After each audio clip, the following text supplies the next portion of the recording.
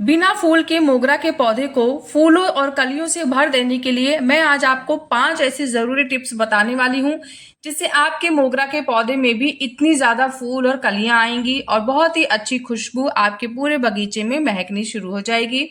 तो इसके लिए हमें जो 5 ज़रूरी काम करने हैं, वो बहुत ध्यान से सुनिएगा, फर्टिलाइज़र भी सुनिएगा। तो इससे क्या होगा, आपके मोगरा के पौधे में भी सफ़ेद-सफ़ेद रंग के अनगिनत फूल और कलियाँ आनी शुरू हो जाएँगी। तो चलिए फिर देरी ना करते हुए हम वीडियो को स्टार्ट करते हैं। हेलो एवरीवन, कैसे हैं आप सब लोग। लव फॉर गार्डनिंग में आप लोगों का बहुत बहुत स्वागत है।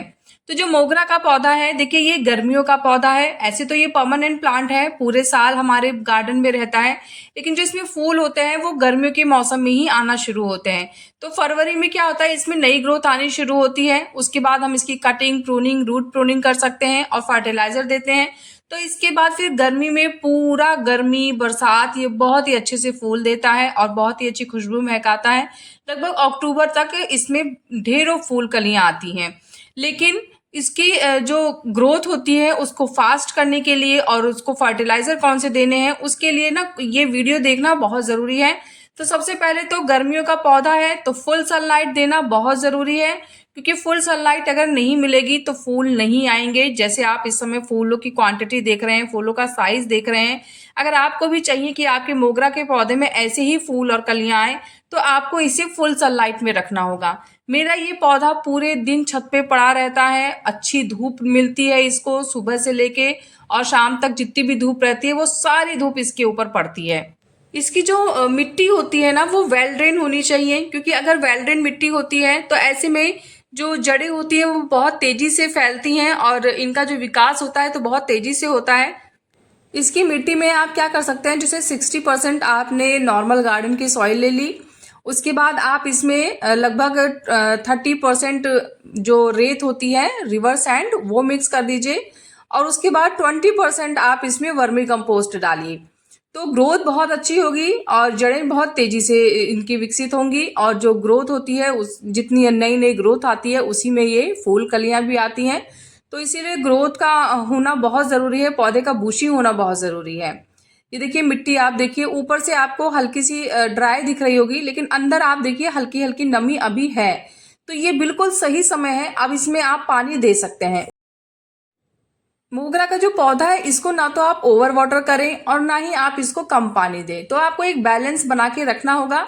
तो इसका यही तरीका है कि ऊपर की मिट्टी जब सूखी हुई दिखे तो आप इसको पानी दे दीजिए और इसे कम से कम 10 से 12 इंच के पॉट में लगाएं, बहुत छोटे पॉट में ना लगाएं, क्योंकि ये देखिए परमानेंट प्लांट है, सालों साल आपके गार्डन में रहेगा। तो ऐसे में बहुत छोटा जो पॉट दे देते हैं ना, तो फिर आपको हर साल इसका पॉट चेंज करना पड़ेगा। तो ये देखिए, ये जो आप वीडियो देख रहे हैं ये फरवरी की वीडियो है और फरवरी के एंड में या मार्च की स्टार्टिंग में मैंने इसकी कटिंग प्रूनिंग की थी। जो डेट होगी ना वो मैं मेंशन कर दूंगी वीडियो में, कहीं ऊपर या नीचे कहीं भी मेंशन कर दूंगी। मुझे अभी इस समय एग्जैक्ट डेट नहीं याद आ रही कि कौन से दिन मैंने इसकी कटिंग प्रूनिंग की थी। तो मैंने कब किया था, जब मुझे लगा कि ये छोटी छोटी सी ग्रोथ आप जो देख रहे हैं ये मुझे दिखने लग गई थी मोगरा के पौधे में। तो फिर मैंने इसकी कटिंग प्रूनिंग करने का सोचा। मैंने इसको रिपोर्ट नहीं किया था, क्योंकि पिछले साल मैंने इसे रिपोर्ट किया था और इसे ये बहुत ज़्यादा बुशी हो गया था। तो इसकी कुछ ब्रांचेस को हटा के और मैंने इसे एक दूसरे पॉट में शिफ्ट कर दिया था। तो इस तरीके से मेरे पास 2 मोगरा के पौधे हो चुके हैं। अब पहले एक ही था तो काफ़ी घना था, अब मैंने जब सेपरेट सेपरेट कर दिया तो थोड़े छोटे हो गए हैं, पर जल्दी ही ये भी बहुत बड़े हो जाएंगे। और उसके बाद जब मैंने नई ग्रोथ देखी तो फिर जितने भी मुझे अनवांटेड ग्रोथ लग रही थी, सूखी ब्रांचेस लग रही थी, उनको मैंने हटाया। क्योंकि देखिए पौधा बहुत ज़्यादा बड़ा नहीं है, आप वीडियो में देख ही सकते हैं, तो इसलिए बहुत ज़्यादा कटिंग नहीं की थी मैंने। पर फिर भी जो पत्ते मुझे थोड़े से खराब लग रहे थे या फिर जो ब्रांचेस मुझे लग रहा था कि यहाँ से पतली हैं, इनको कट करूंगी तो नीचे से मोटी और हेल्दी ब्रांच आएगी, तो उन ब्रांचेस को मैंने हटा दिया था। तो मैंने सॉफ्ट प्रूनिंग अपने प्लांट की थी। देखिए प्रूनिंग करना बहुत ज़रूरी होता है। जब आप प्रून करते हैं प्लांट को तो प्लांट को एक मैसेज जाता है कि अब उसको नई ग्रोथ बढ़ानी है। तो इसीलिए समय समय पे थोड़ी सॉफ्ट प्रूनिंग करना बहुत ज़रूरी होता है। उसके बाद मैंने फर्टिलाइज़र दिए हैं, मिट्टी की गुड़ाई की थी और उसके बाद मैंने यहाँ पे कुछ दाने डीएपी के डाले थे। उसके बाद 1 बड़ा चम्मच मैंने यहाँ पे लकड़ी की राख का इस्तेमाल किया था। तो देखिए डीएपी अब जैसे जैसे गर्मी आ रही है आप पौधों को ना दें, क्योंकि बहुत गर्म होती है और पौधों को नुकसान भी पहुंचा सकती है।